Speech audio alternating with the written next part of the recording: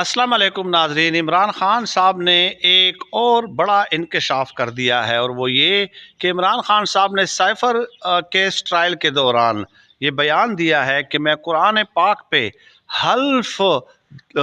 देने को तैयार हूँ, कुरान पाक पे हाथ रखने को तैयार हूँ कि मैंने बुशरा बीबी को उस वक्त देखा